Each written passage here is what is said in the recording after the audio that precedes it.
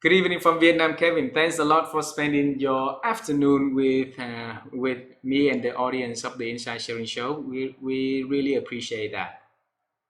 I'm delighted to be here. Hey, I really enjoy knowing you, and I'm fascinated about what you say support coaching for rethinking.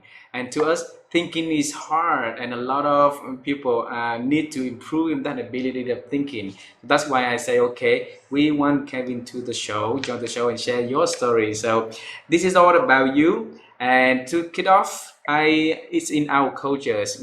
It's a great honor if our guests can share who you are, introduce who you are, and the works that you do. Would you please do that for us, please? Sure. So I'm Kevin Chamberlain, and I work in coaching using creativity to uh, enlarge people's thinking, to help them to break out of the mold which they're usually currently stuck. My background, very briefly, is I started teaching art and drama a long, long time ago. It's the grey whiskers. And yeah, to be honest, the thing that moved me out was I couldn't afford to live. My pay was very meager. I wanted to start a family, which I have, and they've grown up now. And a conversation one day took me into financial services, and I went into financial services, a lot of work with intermediaries, and ended up specialising particularly in commercial mortgages. And started one company which did incredibly well, sold that, started another one that didn't do so well, and eventually I just decided to go on my own and started doing consultancy work. So for how long? Traveled also. Oh goodness me, it's a long time ago, 25 years ago. And initially, a lot of the work that I got was very much go in and find out, what's wrong. And this happened to take me into a local health authority, and they wanted me to go into various doctors' practices and sort them out, would be the phrase. What's wrong with them? They've got a problem. We know that. We don't know what to do with them. Can you go in, write a report, and tell us what to do? And I kept going in, and listening to people telling you what's wrong is great therapy. So if you sit with lots of staff and you give them an hour, which I used to do, an hour each on their own to sit and tell me, get everything off their chest. And the end of it would be great because I could pull the threads together and I'd have a fairly good analysis of what was wrong with the practice. And anyway, so gradually over time, I was talking to another who was one of the leading GPs in Somerset, and he wanted me to start working individually with doctors who were experiencing crisis in their careers. So that's how that kind of work developed, without spending too long and going through a very lengthy career. And concurrently with that, I've been working with stuff around Edward de Bono, which is lateral thinking. And also I came across appreciative inquiry.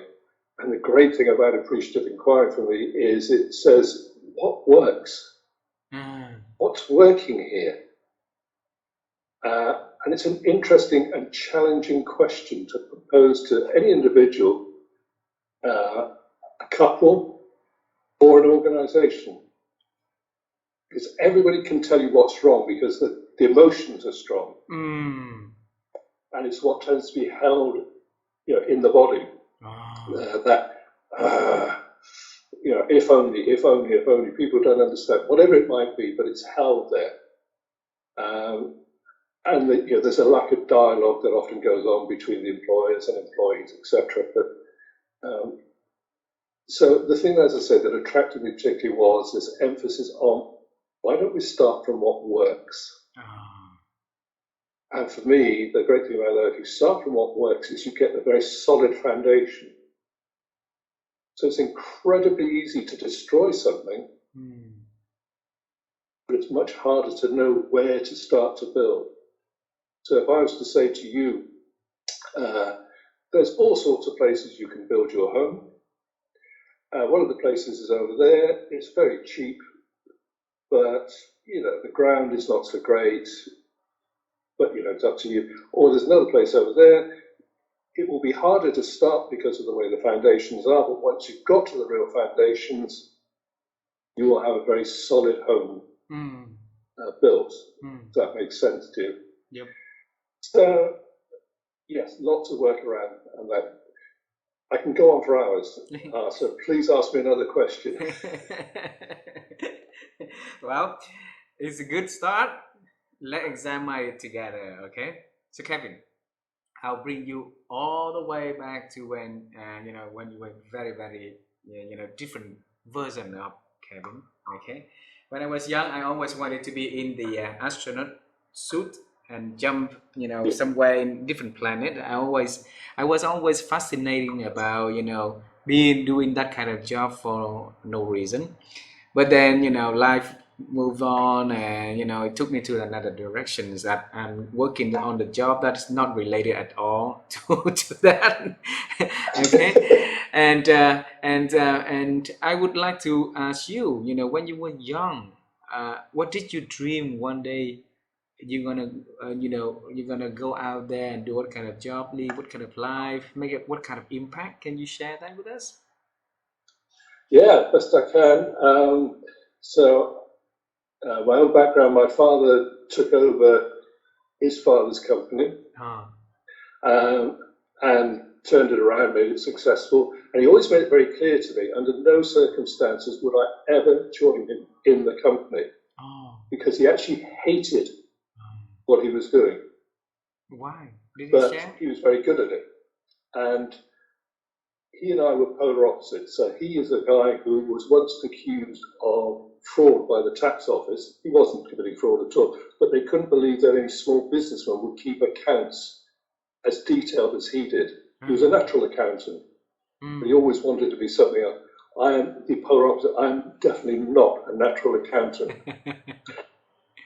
It took me years to find out much later that I have a form of dyslexia, which means a relative degree of number blindness.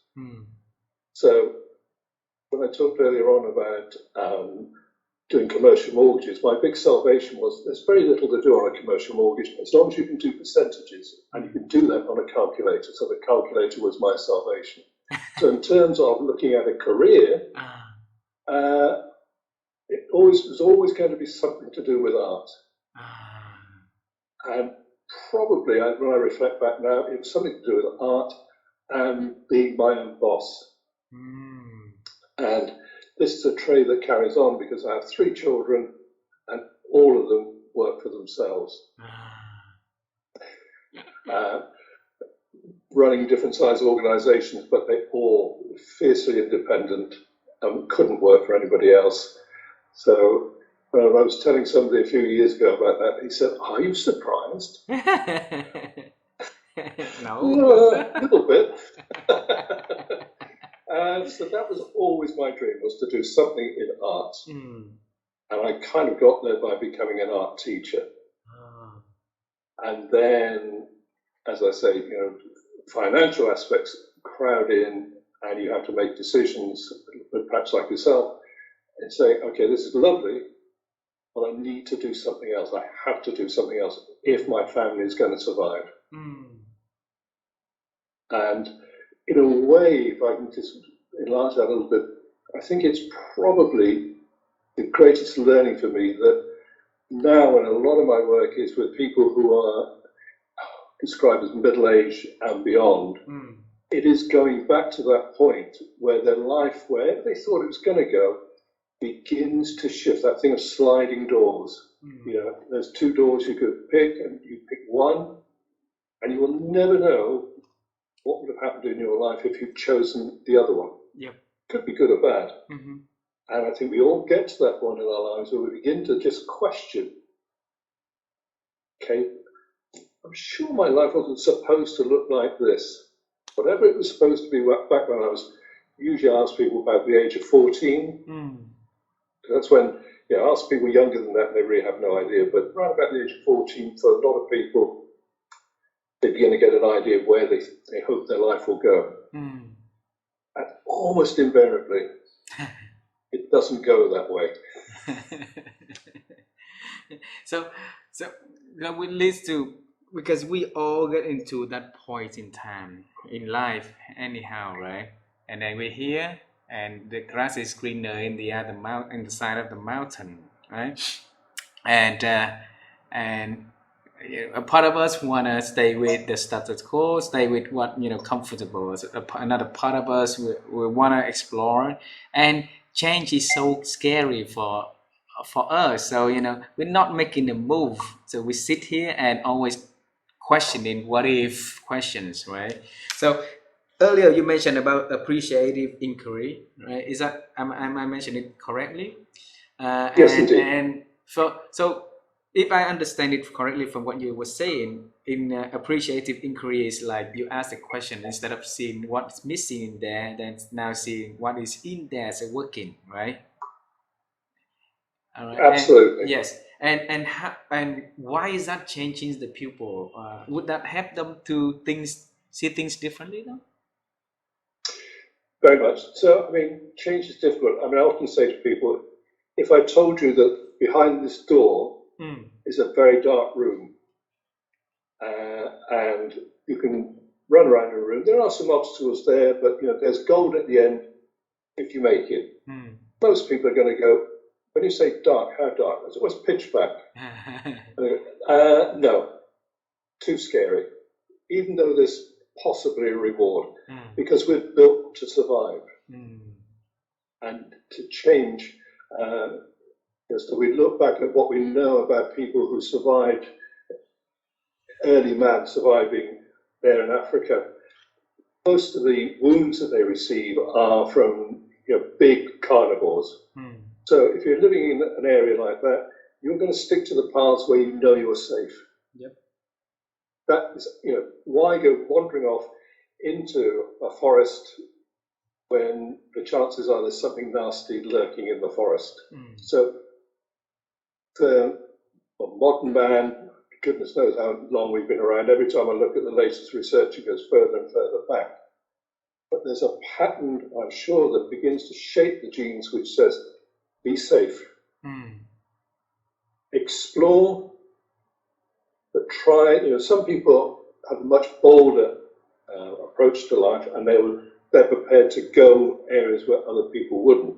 You talk about the astronauts who, there were guys who got in a rocket back in the 60s who set off for the moon, and there was no precedent for getting there, much less coming back, but they were prepared to do it.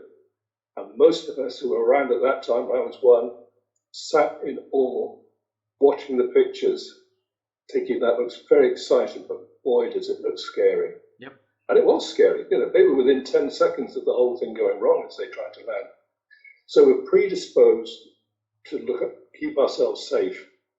And if we have family, we're predisposed to keep the family safe. Because if man didn't do that, man would have died out a long time ago. Because you look, back in Africa, you look at all the things that could kill man. There were one heck of a lot of them, and they were quite successful at surviving. Your man is the Swiss Army knife. He's got all sorts of tools, extraordinary range of tools. But if someone rushes at him with a sword, the little Swiss Army knife isn't going to be much use. There's always a bigger weapon out there somewhere. So you try to avoid them. Yep. Avoid the big swords. So that's what makes changing so difficult, is that primal need to keep ourselves safe. And just to add to our woes, is we all have that little inner voice that says, you're not up to it really. You'd like to fool yourself, you can do this. You present yourself in a certain way to the rest of the world, but really, that's not really you.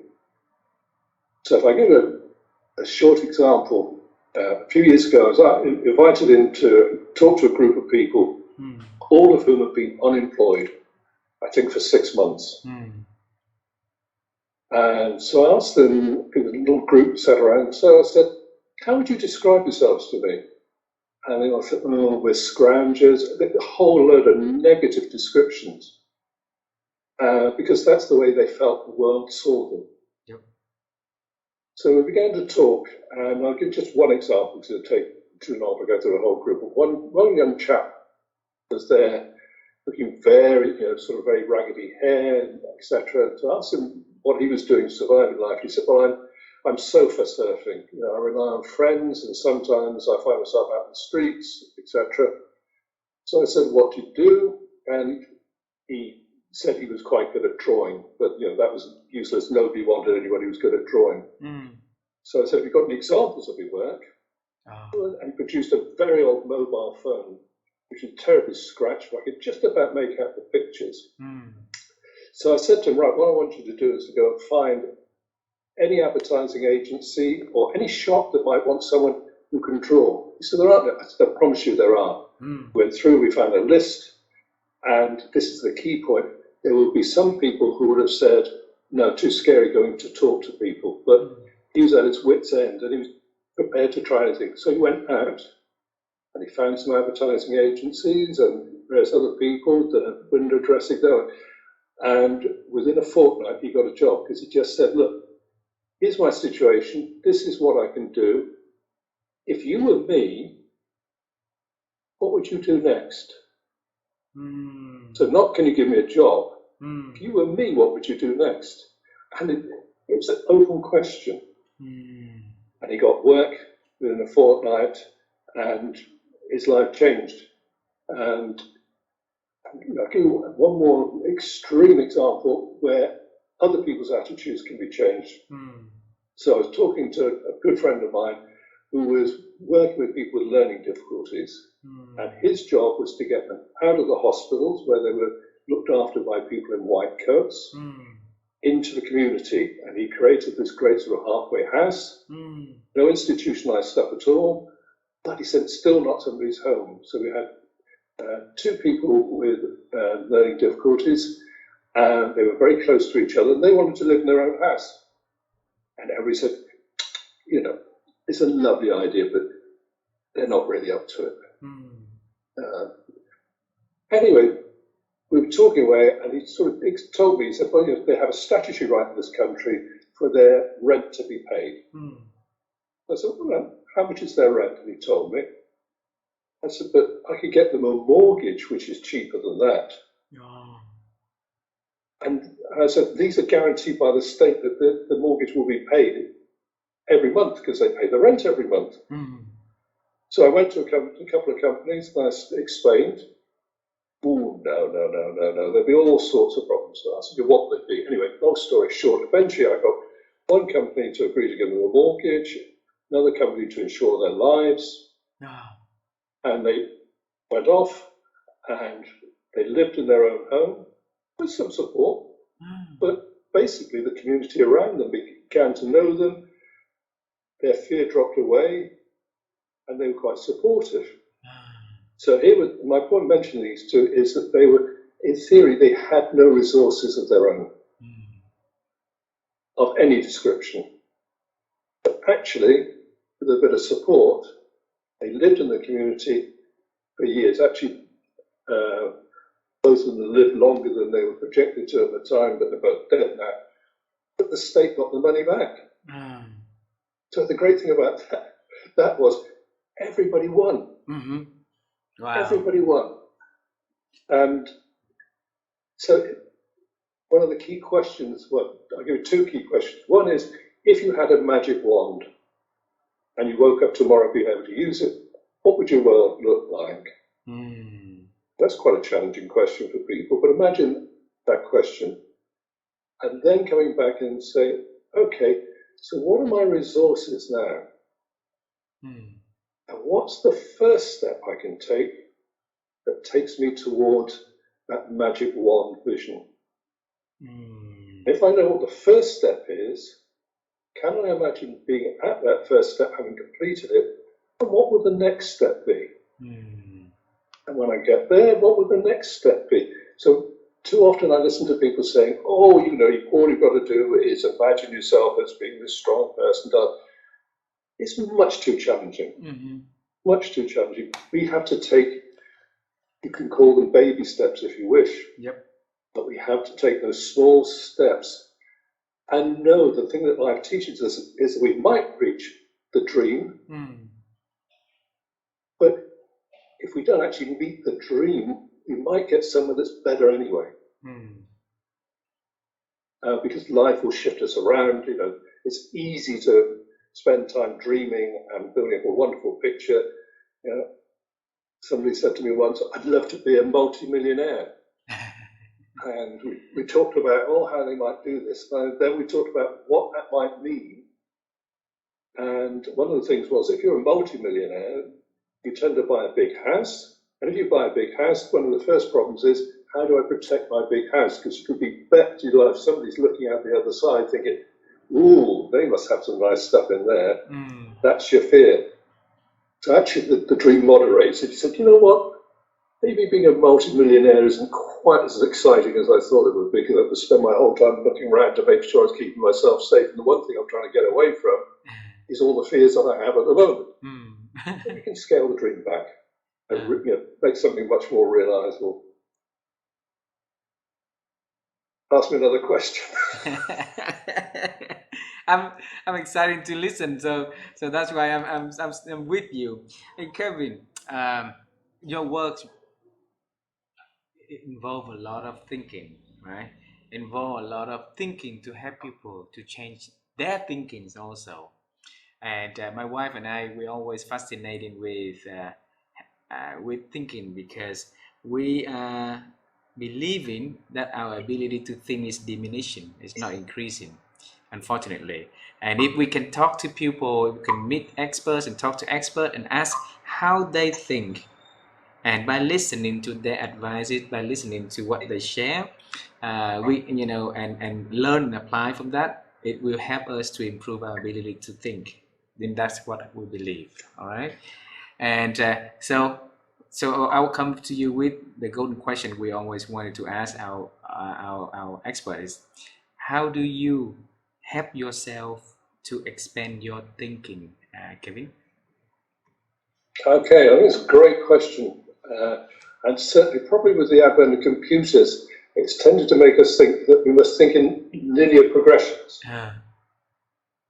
And my argument is that, particularly with creativity, you can't think in linear progressions. And a perfect example of that would be, say, people writing music. Paul McCartney talks about his famous hit song Yesterday. And it just seemed to come out of nowhere. You know, he wakes up at 5 o'clock in the morning with this tune in his head, he plays it on the piano, and for about at least a month, if not longer, he went around all his friends saying, look, somebody must know this tune. And nobody did. And nobody's ever come after him for copyright. It was an original tune. So where did the tune come from?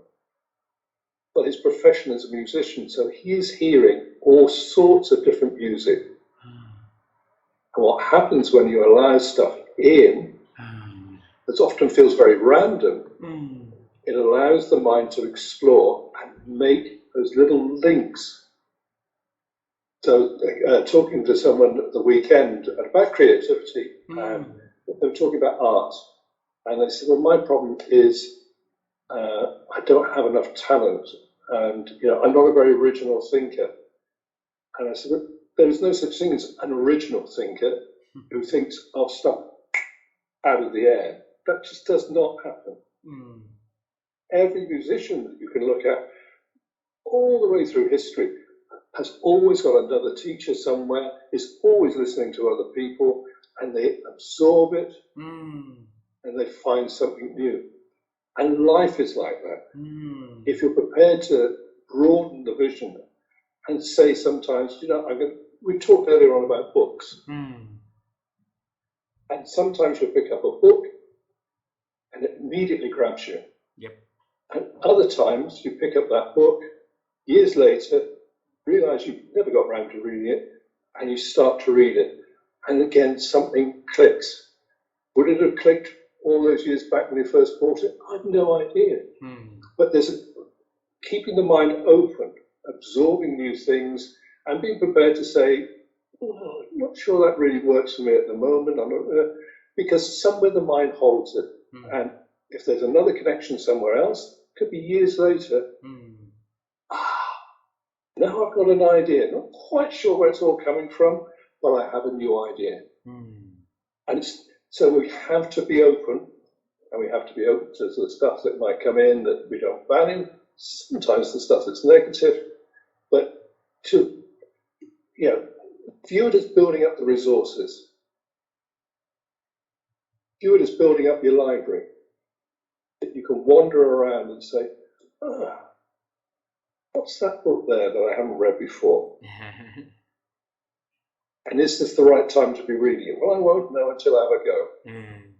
And I have books that I bought years ago that I've come back to 3 or 4 times. And maybe the 4th time, that's why I need to read it now. Mm. That's interesting because I thought it was about this, but actually I'm discovering something new and it links in with something else I've been learning about. So it's keeping the mind fresh. Mm. And I'm now into my early 70s, and my biggest fear is that I'm too old now to change.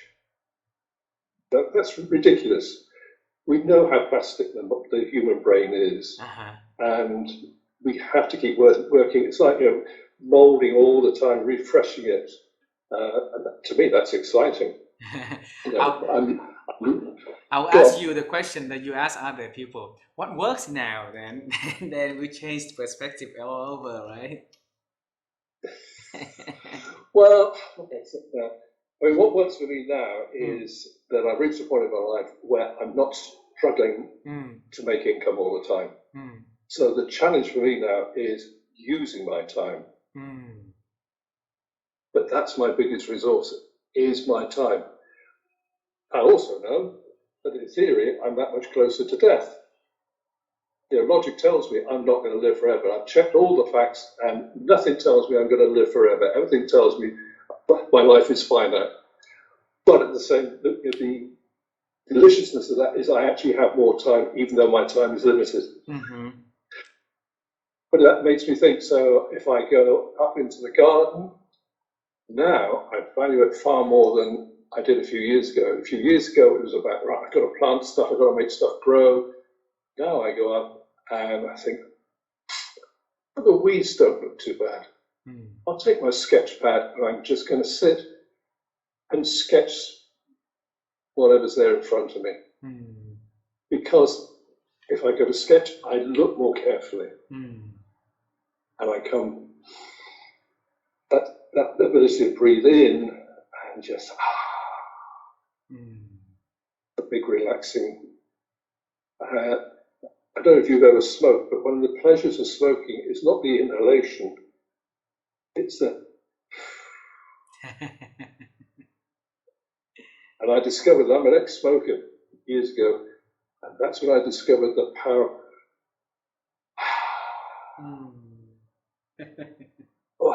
Just let it out.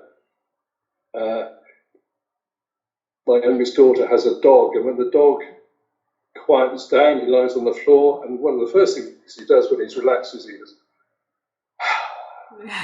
and his eyes close and he goes to sleep. It's a great thing. So I have lots of time to and appreciate what's around me.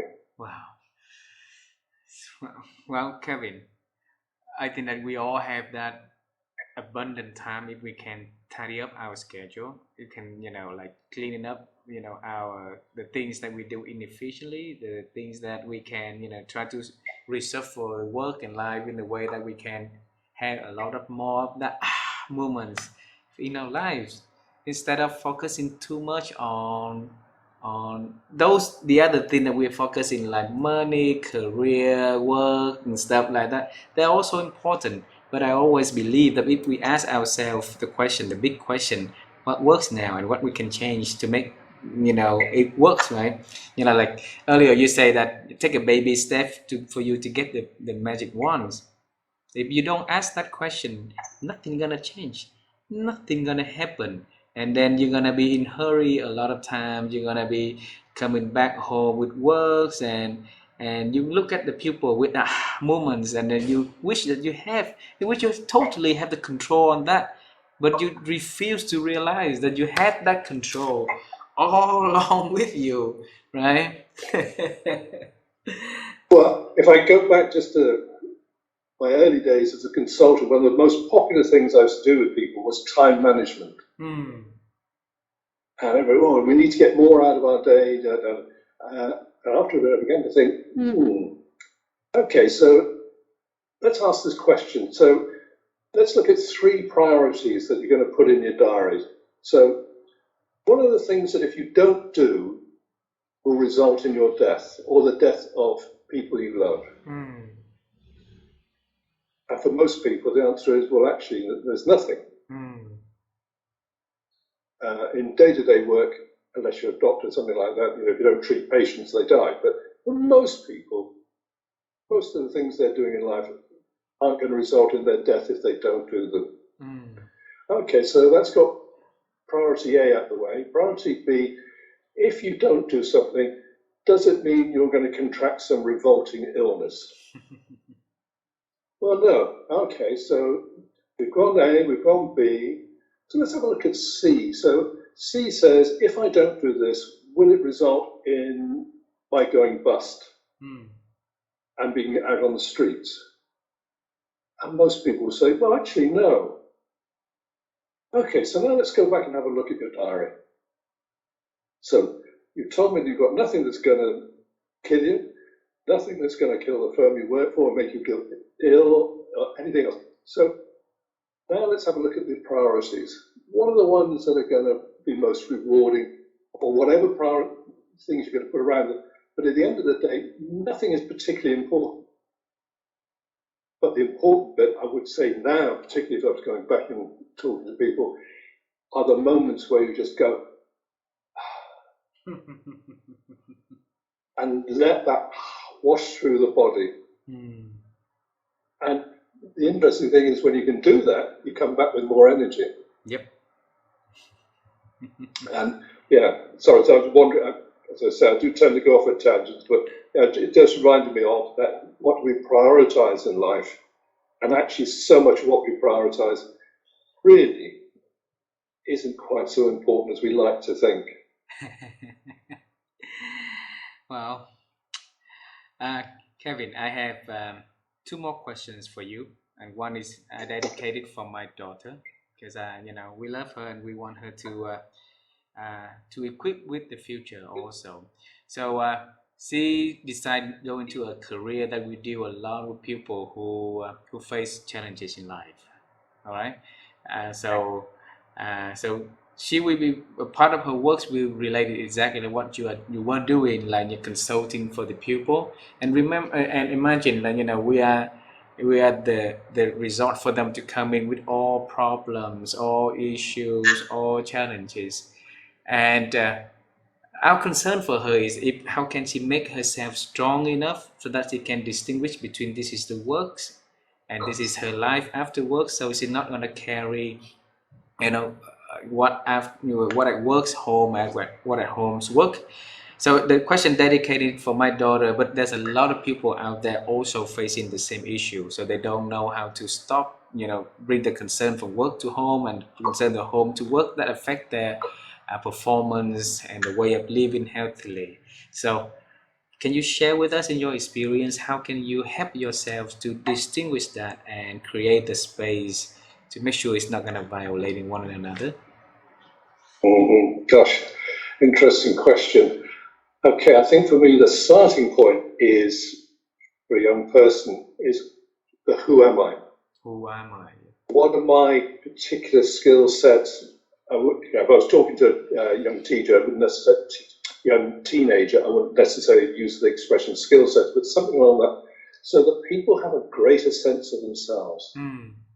I mean, back to appreciative inquiry in a way, but for so many young people that I meet, the priority is exams, and I always say, yeah, get your exams. And, if you need to go to university, great, go to university, because that will help you to ski downhill. Mm.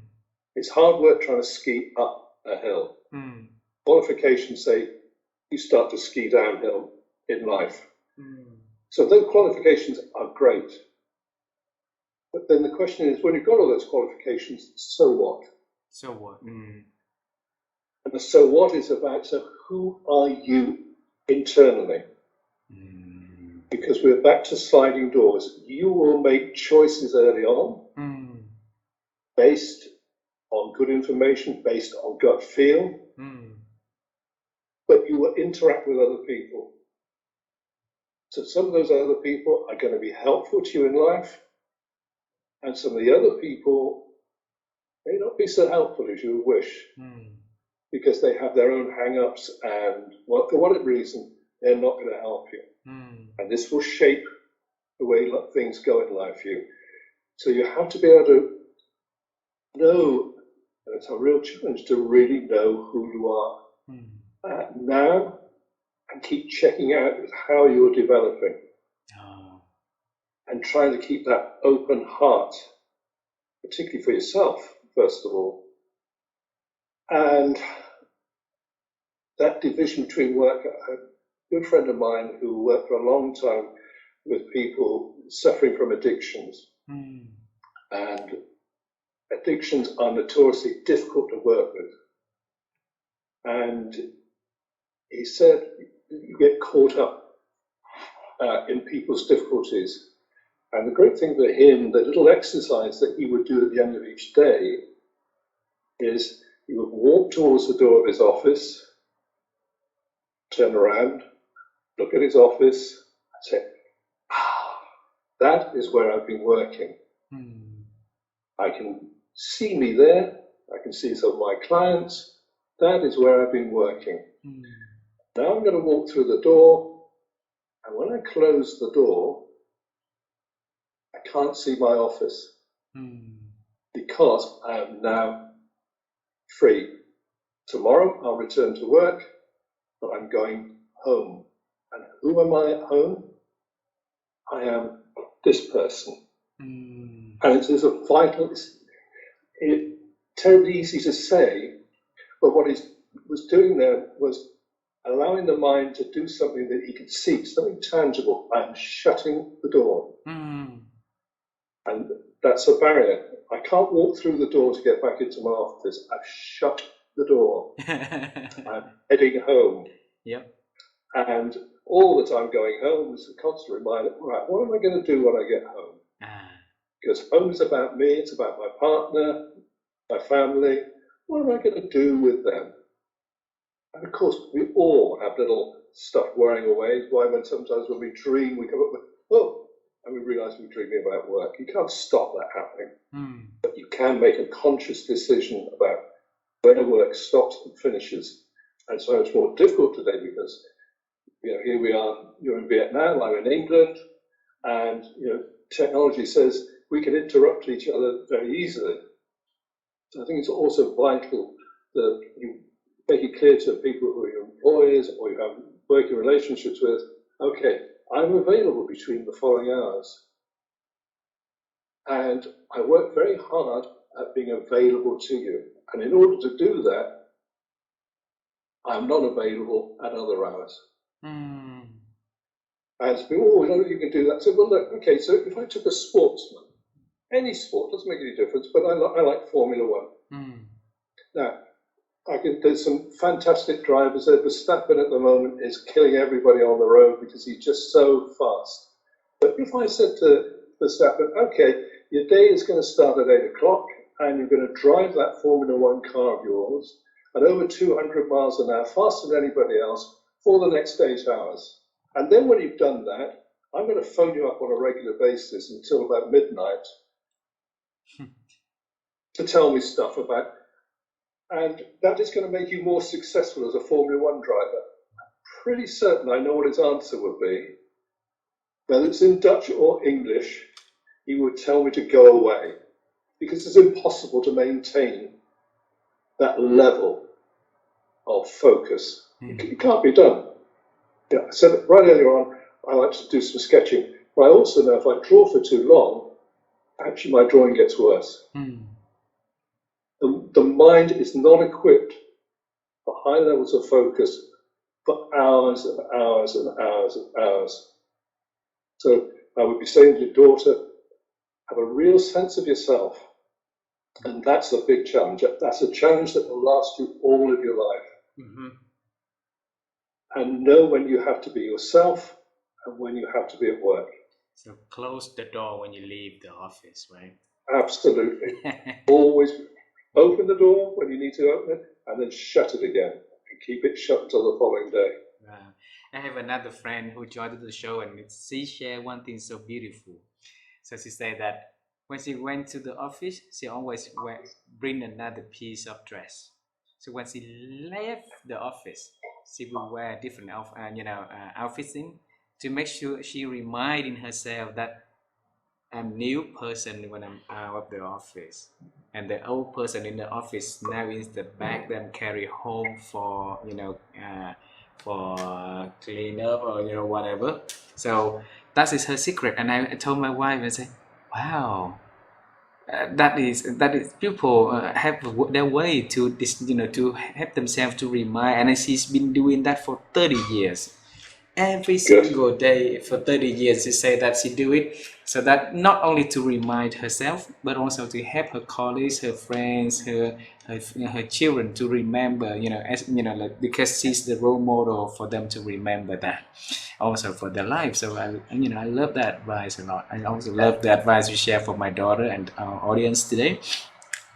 I want to have the very last question, and this question Mm-hmm. I will pick randomly, okay? And this is about skill. If you rewind all the 60 something years that you've been living, you've been dealing with a lot of people in different industry, in different sectors. If we can pick one skill that you think is critically important, that that I need to learn, you need, somebody that need to learn, so that we can have moment in our life a lot. What would that be? Oh, a skill. Just one, pick one.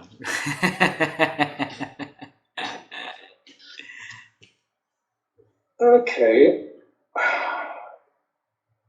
I'm nervous about a skill because skills are something you can learn and you can forget. Uh, Okay. So I'm going to take sort of any child, young child that I've ever worked with, uh, their biggest ability, not so much a skill, but is they're like a sponge. mm, If you work with a 3-year-old to 5-year-old, they're absolutely like sponges. They keep saying, "Why is this? What's that?" Constant questions. mm. So I think if there's a skill, I would, okay, the ability to sit quietly with oneself. Oh, It might be a form of meditation, or just to take the mind and close it down for a minute and feel yourself like a young child, open again, mm, wanting to know what's around you. Because we all, we've all had weeks where problems just seem to crowd in, or a piece of work that no matter what you try and do, just keeps going wrong. mm, You keep trying to correct it, and the more you try and correct it, the worse it gets. And you don't know why it's happening, but it just happens. mm. And we've all had weeks like that. And you get to the Friday bit, and the mind is like this, and the skill is, okay, so how do I take myself back, feel like that child again? And the great thing about young children is their joy, Mm. the openness, the pleasure they take out of such little things. Mm. The classic example is, you buy a child a toy for their birthday, and they spend more time with the cardboard box than they do with the toy itself, because their minds are open. They can imagine, they're creative. The cardboard box will do just fine. Uh-huh. So the skill is, how do I get back to that level of simplicity? The sense of joy to be in the world. Wow. And see, that's a very, very powerful thing that you share right there. Find stillness, find the joy, that we used to have when we were young, right? And the thing is, we can always have that choice, as long as we know that we have the choice to make to lead us to being happier, being joyful for life, and and enjoy life is as it is, right? So so that also take a lot of strength and courage and courage to do that. It's not easy, Kevin. And I would like, no, I absolutely think that, because the important thing around that is to have people who will be supportive Mm. around you. Yep, absolutely. So, yeah, people who just, in moments, again, because everybody has them, I say about sitting down, breathing, the end of at the end of the day, great. But there are going to be times when you're just burnt out, maybe, and you don't do it. And then you start to beat yourself up. It's a bit like, people doing exercise or whatever it might be, Mm. and they get out of the habit, and then they feel bad about it, and then it becomes too difficult to restart. Mm. Everybody Yep. is like that. It's important to know everybody's like it. I've worked with people, who work in sports, and they suffer with it because it's hard work being a gymnast or whatever it might be. Mm. So we all fail for all sorts of different reasons. So, yeah, one of the reasons that I work in coaching is so somebody can get in touch and say, Kevin, all that work we did together 6 months ago? Yeah. I need a bit of support again. Of course you do. Why wouldn't you? Oh, Kevin, thanks a lot for a beautiful chance to meeting you tonight and having you to our show. Absolute pleasure. And I would love to meet you one day in person. So make sure that you put into Well, your let's bucket hope. list, and then you come to our country, and then I'll be taking you around town and have a lot of beers with you. Okay, my friend. Oh, great. You have a lovely day there, and on behalf of the people listening to the program, I want to say thank you very very much for all of the time you put in, the advice you gave to us, the story that you share, and it's so adorable. Thank you very much. Have a wonderful day. Yeah. And to everybody watching, a great day to you too. Thank you. Bye Thank bye. you. Bye, my friend. Bye.